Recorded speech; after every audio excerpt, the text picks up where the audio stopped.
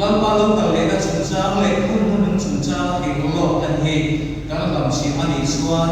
bible sum thu mun thuma thenan mun khat hi kan mai khat ti ani ang lalpalo kalena le hun chuncha hi